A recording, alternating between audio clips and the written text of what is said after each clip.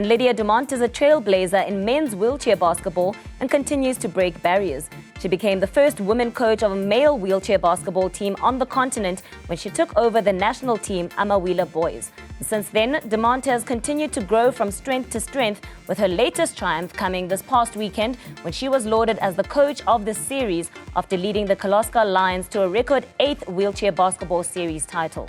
She joins me now via Zoom to share more about her journey and her latest triumph as she continues to break barriers. Thank you so much for joining us and welcome to the show, Lydia. I suppose a good place to reflect would be on this past weekend. Before we get into your journey overall in basketball, how does it feel now sitting there as the champion and, of course, the coach of the season as well with the Kirloskar Lions? How would you sum up how the season was for you to get you to that point?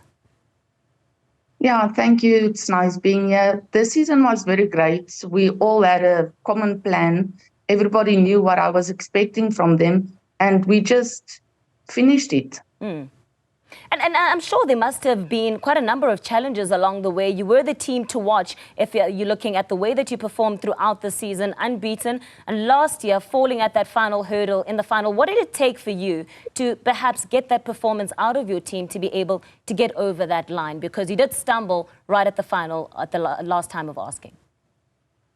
Yeah, last year was a difficult season. Most of my players are based in Gauteng. I have like 5 in Northwest.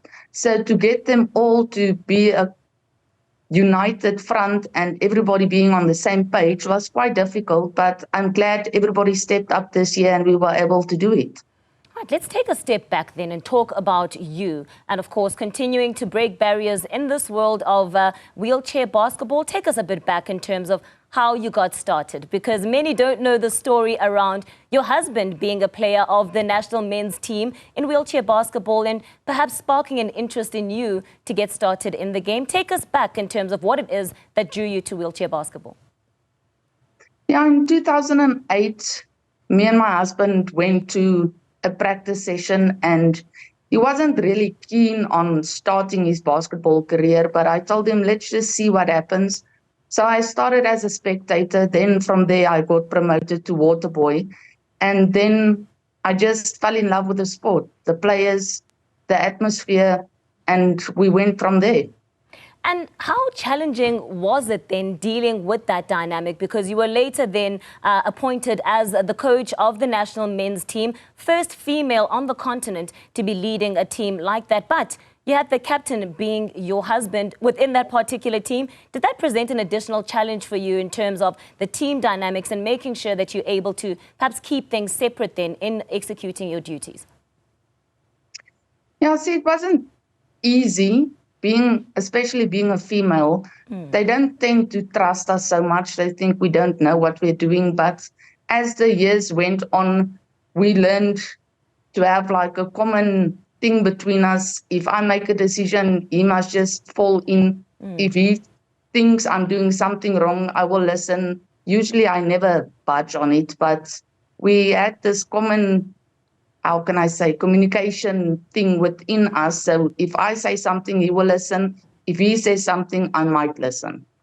Well, that's an interesting spin to the dynamic. We often hear of behind every successful man is a supportive woman, a different thing in your case. But talk to me about some of the advice then you would give to other females perhaps looking to get into that space. You do mention that sometimes there is a sense of being undermined perhaps as a female. How were you able to navigate those waters? What is it that keeps you going and makes sure that you're able to set down the law and put down that respect that you demand within your position?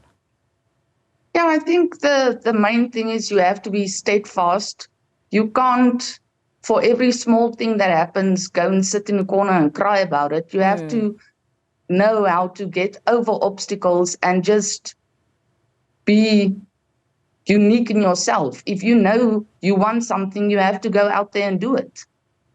Well, sound advice there. And I mean, I've been in a number of the sessions, observed how you, interact with the team. But wheelchair basketball isn't just about what they put on the court. It's a lot of, the stories that go behind some of these athletes, being able to offer an additional role of support, counseling them, making sure that you're able to support them, get them out of depression in some instances as well. Take us through some of the stories and the impact that you've had on some of the lives of the players that you've coached. Yeah, everyone is unique, like you said.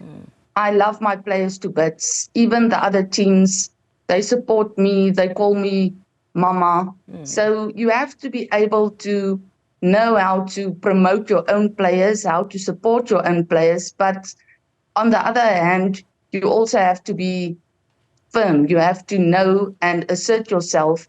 And then it's easy. We're like family. So as we then look to wrap up, what are some of the things that you would still like to achieve? Of course, you've ticked the box of being the national team coach. You've been coach of the season now. You've won the title in the wheelchair basketball series. What more is there for Lydia Dumond? What is it that you've put on your list that you'd still like to achieve? I just want to be, okay, I am maybe equally decorated now, but if I can take it for 10 times, then I think it's time to maybe focus on another sport where my husband can be involved or another team can be involved in. But I don't know, maybe I'll just stick with basketball. That's what I know. And that R word that you were flirting with, saying retirement might be on the cards, is that still the sentiment, or would you like to still keep going in terms of wheelchair basketball and what you can offer? I don't know if the players heard me saying retirement might be on the cards, but Saturday night when we had our celebration, it was evident that nobody wants me to retire. So I think I'll stick around till either we lose like 7 years in a row or I make it to number 10. Well, you're well on your way to doing so. 8 titles already, and of course, the most successful side in terms of wheelchair basketball series history. Congratulations on your coach of the season and the title as well. And thank you for joining us, Lydia. Thank you so much. That's Lydia Dumond, of course, is the coach of the Kirloskar Lions, who've just won the wheelchair basketball series and, of course, also bagging the coach of the series in doing so.